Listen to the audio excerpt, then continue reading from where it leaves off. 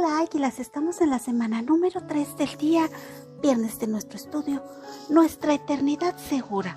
Nuestra lectura el día de hoy será en el libro de Juan capítulo 7, los versos del 1 al 52. Nuestro devocional estará en el libro de Juan capítulo 7, los versos 28 y 29.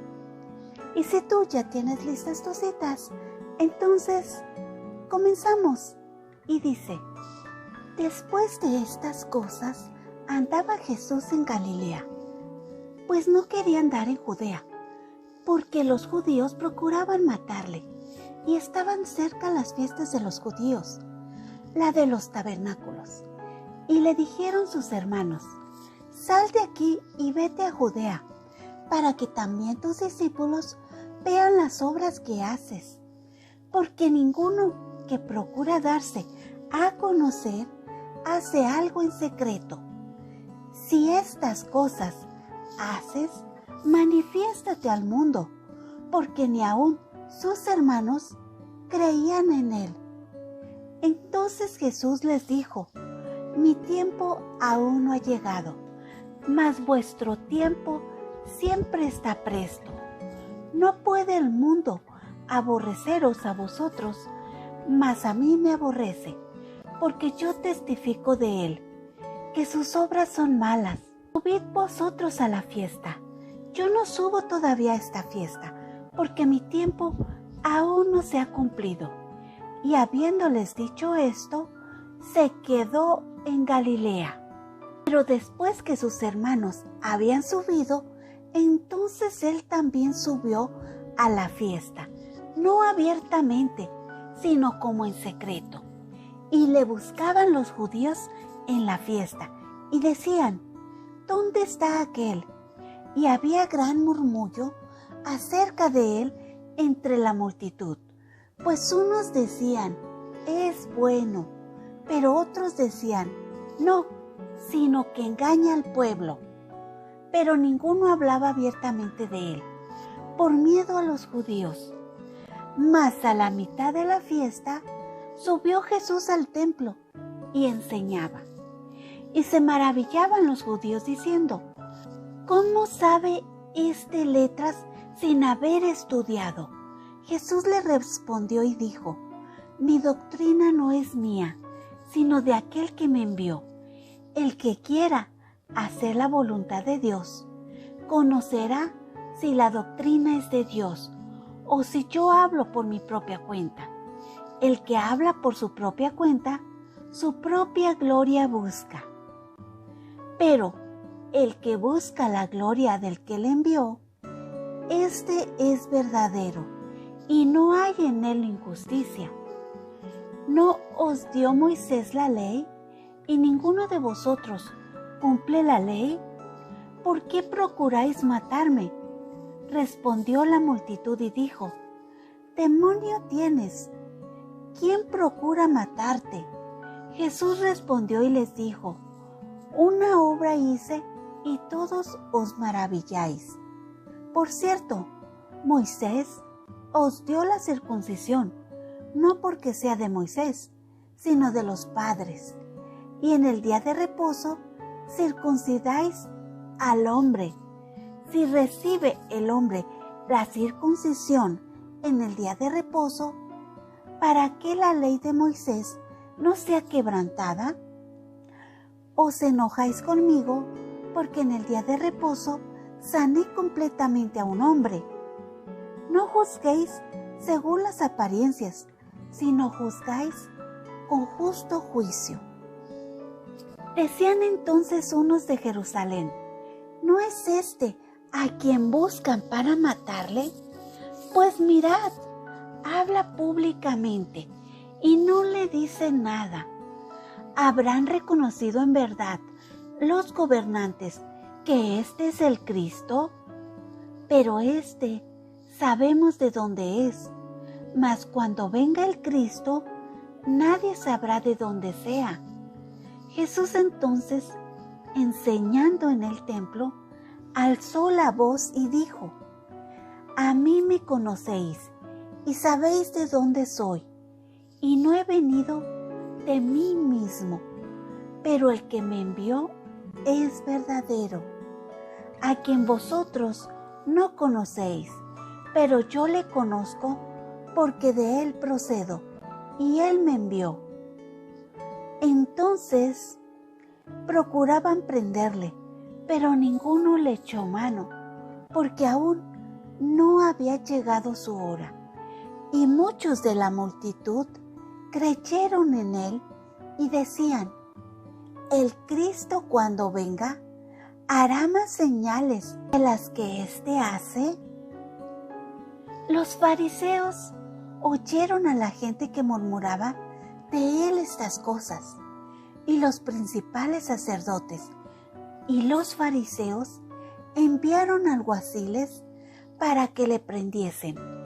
Entonces Jesús dijo: todavía un poco de tiempo estaré con vosotros e iré al que me envió.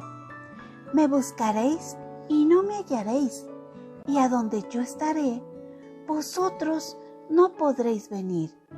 Entonces los judíos dijeron entre sí: ¿a dónde se irá éste? No le hallemos. Se irá a los dispersos entre los griegos y enseñará a los griegos. ¿Qué significa esto que dijo? Me buscaréis y no me hallaréis, y a donde yo estaré, vosotros no podréis venir. En el último y gran día de la fiesta, Jesús se puso en pie y alzó la voz diciendo: si alguno tiene sed, venga a mí y beba. El que cree en mí, como dice la Escritura, de su interior correrán ríos de agua viva. Esto dijo del Espíritu que habían de recibir los que creyesen en él, pues aún no había venido el Espíritu Santo, porque Jesús no había sido aún glorificado. Entonces, algunos de la multitud, oyendo estas palabras, decían: verdaderamente, este es el profeta. Otros decían: este es el Cristo. Pero algunos decían: ¿de Galilea ha de venir el Cristo? ¿No dice la Escritura que del linaje de David y de la aldea de Belén, de donde era David, ha de venir el Cristo? Hubo entonces disensión entre la gente a causa de él, y algunos de ellos querían prenderle, pero ninguno le echó mano. Los alguaciles vinieron a los principales sacerdotes y a los fariseos, y estos le dijeron: ¿por qué no le habéis traído? Los alguaciles respondieron: jamás hombre alguno ha hablado como este hombre. Entonces los fariseos le respondieron: ¿también vosotros habéis sido engañados? ¿Acaso ha creído en él algunos de los gobernantes o de los fariseos? Mas esta gente que no sabe la ley, maldita es. Les dijo Nicodemo, el que vino a él de noche, el cual era uno de ellos: ¿juzgas acaso nuestra ley a un hombre si primero no le oyes y sabes lo que ha hecho? Respondieron y le dijeron: ¿eres tú también Galileo? Escudriña y ve que de Galilea nunca se ha levantado profeta. Amén. Palabras claves. Conocéis y sabéis. Verdadero. No conocéis. El que me envió. Procedo. En los versos del 1 al 9 observamos que sucedió. Y dice que Jesús estaba en Galilea y nos informa la razón por lo que él estaba en Galilea.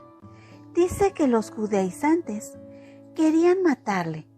No es porque Jesús tuviera temor o algo así, era porque se tenía que cumplir la palabra, el plan de Dios. Aún no era el tiempo. Si alguien sabía lo que pasaría, era Jesús. También nos informa que se celebraban la fiesta del Sukkot o la fiesta de los tabernáculos. La fiesta era por 7 días y era un recordatorio de cuando Israel fueron liberados de Egipto, cuando servían a Egipto. Deuteronomio 16:12. En los versos del 3 al 5 observamos también que en estudios anteriores Jesús sanó a un hombre que estaba enfermo. Tenía 38 años enfermo y lo hizo en sábado. Y los judaizantes querían matarlo.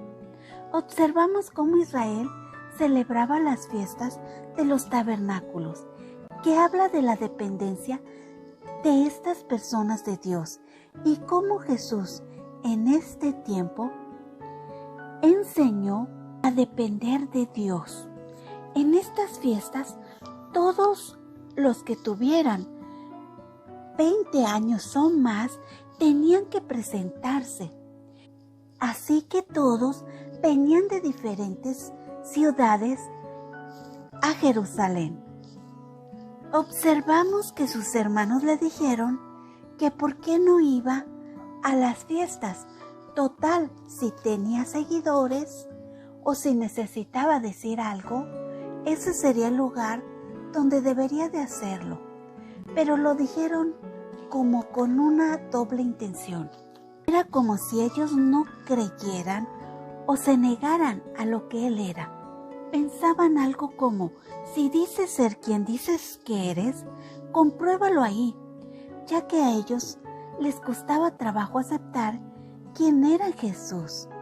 En los versos del 6 al 9 observamos la calidad moral de Jesús, de quien él testificaba.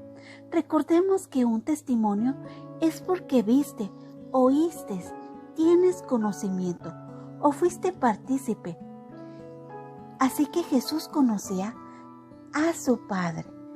No solo lo escuchó, lo vivió, daba testimonio de él. Esto era lo que él predicaba. Observamos luz, gracia, misericordia. Cualquiera que haya estado frente a la luz vería su condición de pecado.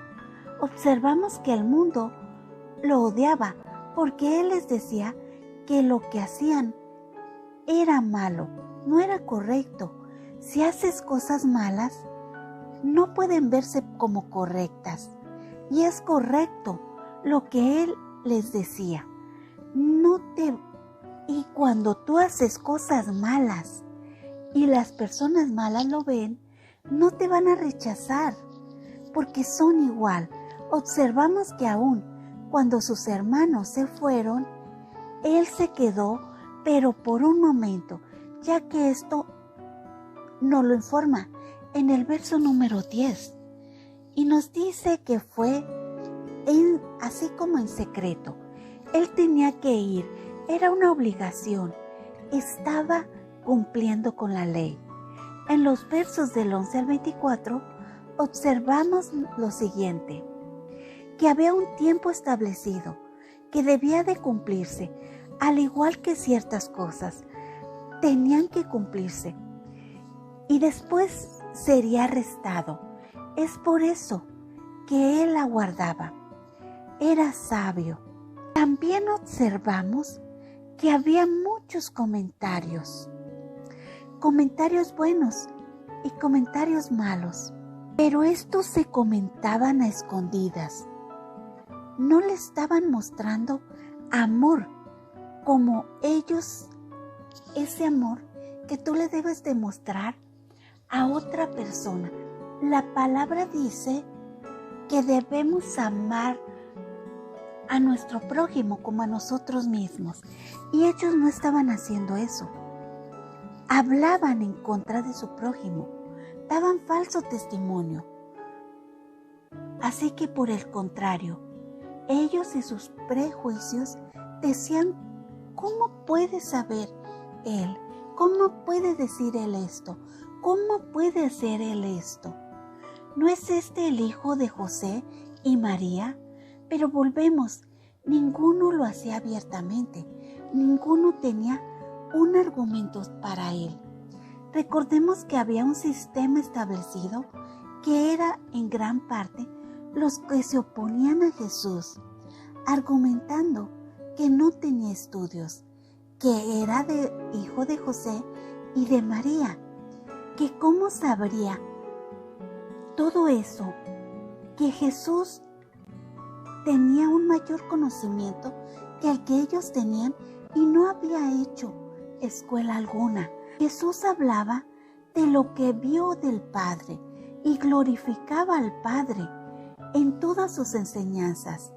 En los versos del 19 al 24 observamos los argumentos de Jesús y las respuestas de la multitud.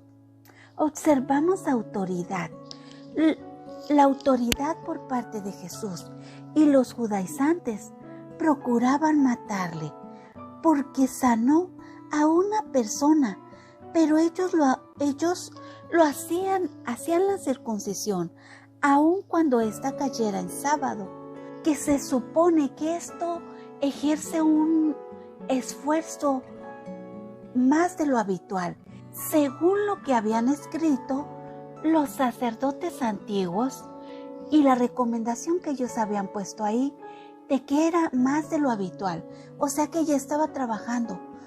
Y según lo que se había establecido, es que tú no podías hacer negocios, tú no podías agarrar tu mercancía y llevarla a la otra ciudad para vender. Eso no estaba permitido. Pero recordemos algo, la circuncisión empezó cuando Abraham, Isaac y Jacob. No fue algo que haya estipulado Moisés. Y esto es algo que Jesús les aclara. Jesús estaba rescatando la ley, así como debía de ser, no con todas las adherencias que le fueron poniendo. Porque recordemos que de la ley que Dios le dio a Moisés, le fueron agregando más mandamientos, y esto fue siendo más pesado para ellos. También lo que Jesús les estaba diciendo es que le estaba cumpliendo la ley, y por último les hace ver que faltaban ellos a la ley cuando juzgaban según las apariencias o cuando levantaban falsos testimonios. Eso es violar la ley. En los versos del 25 al 31 observamos la confirmación de las personas en Jerusalén. Sabían las intenciones de estos judaizantes, de los fariseos, de los sacerdotes principales. Era cierto lo que muchos hablaban, eran ciertas las murmuraciones que había. Y recordemos que Jesús no necesitaba escucharlas. Él ya las sabía. Él conoce nuestros corazones y sabe las intenciones y lo que guardamos ahí. Así que estas personas hablaban de que querían matarle. Observamos que ellos lo rechazaban porque decían que sabían de dónde él venía, de dónde procedía. Algunos pensaban que nadie sabría de dónde vendría el Cristo. Pero eso no es lo que dice la ley. En los versos del 32 al 39 observamos dirección. Aun cuando Jesús dijo que Él iría, no dijo que lo haría en ese momento y con ellos. Dijo que iría a quien Él lo envió. A Dios, todavía un tiempo, y iré, aun cuando Él hablaba de los planes de Dios. Ellos no podían entenderlo así. Jesús conocía sus pensamientos, sabía qué esperaban, y en los versos del 37 al 39 observamos gracia, misericordia.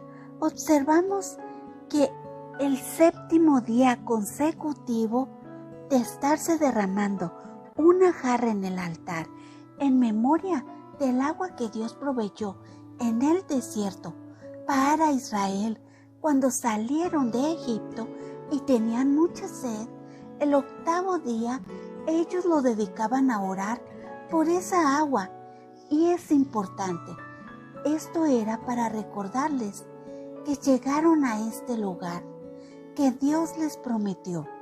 Así que lo que dijo Jesús este día y como lo dijo era más que importante, era más que significativo.